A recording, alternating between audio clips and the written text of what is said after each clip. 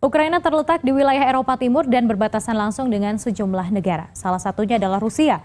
Negara ini resmi merdeka dari Uni Soviet pada tahun 1991 dan kini kita lihat seperti apa sejarah singkat dari negara Ukraina. Kita akan lihat bersama, yang pertama adalah di mana sebenarnya letak dari Ukraina itu sendiri. Kita lihat bersama di peta ini adalah letak dari Ukraina yang memang berbatasan langsung dengan di kawasan Rusia, kemudian negara Belarusia, Polandia, Rumania, dan juga Serbia.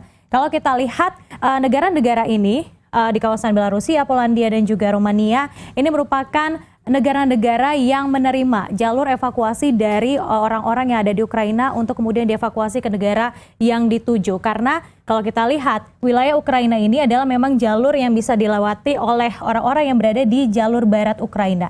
Sementara untuk mereka yang berada di kawasan timur Ukraina, ini masih belum menemukan jalan bagaimana proses evakuasi keluar dari Ukraina itu sendiri.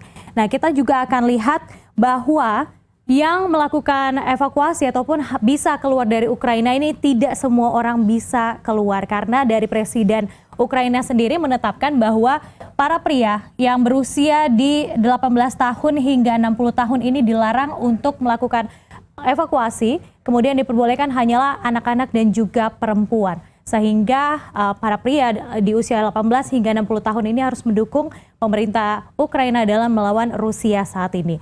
Oke, kita akan melihat selanjutnya apa yang sebenarnya profil dari Ukraina ini sendiri.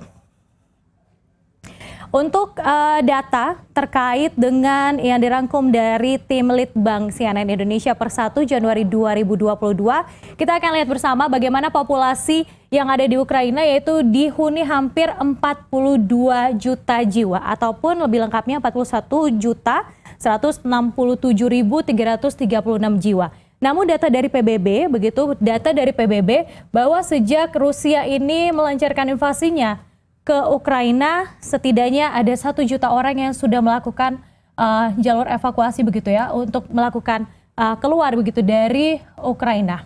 Nah, jadi dari 42 juta rata-rata orang begitu yang ada di Ukraina kemudian sudah keluar dari wilayah Ukraina itu sebesar 1 juta orang.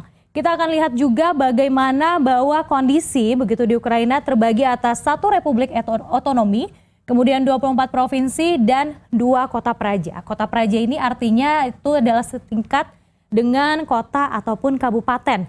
Sementara itu kalau kita lihat Ukraina ini merupakan salah satu negara pengekspor biji-bijian terbesar Indonesia. Termasuk Indonesia merupakan langganan impor gandum terbesar yang dimiliki oleh Ukraina begitu. Di data tahun 2017 ada sebanyak 1,7 juta ton gandum yang diimpor impor gandum dari Ukraina ke Indonesia. Kemudian kalau di tahun 2021 ini kebutuhan gandum impor Indonesia yaitu di angka 2,8 ton.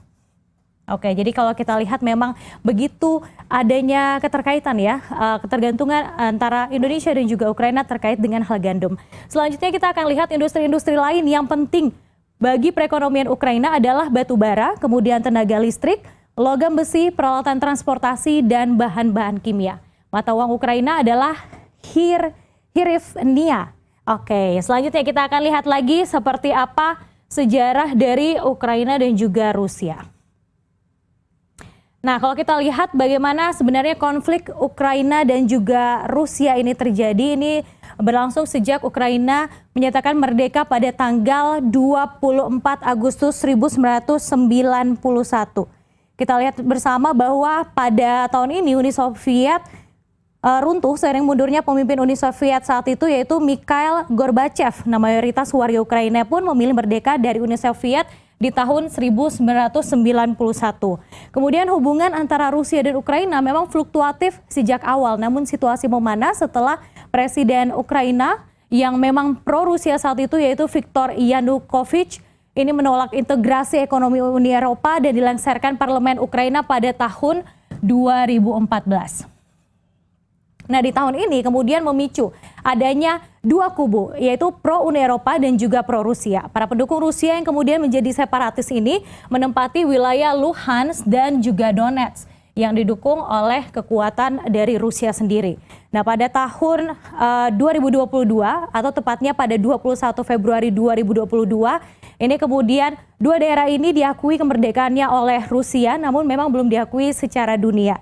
Kalau kita lihat di wilayah Luhansk dan Donetsk ini memang terjadi konflik begitu ya antara warga di sana dan juga tentara Kiev yang memang warga di sana memang masih pro dengan Rusia dan memaksa untuk bisa memerdekakan diri dari Ukraina. Kemudian di tahun 2015 sebenarnya sudah ada perjanjian Minsk, namun tidak berjalan lancar hingga saat ini karena memang dari kedua negara, Rusia dan juga Ukraina, saling menuding adanya pelanggaran gencatan senjata di antara kedua negara hingga akhirnya di akhir Februari 2022 Rusia melancarkan invasi ataupun agresi militernya ke Ukraina.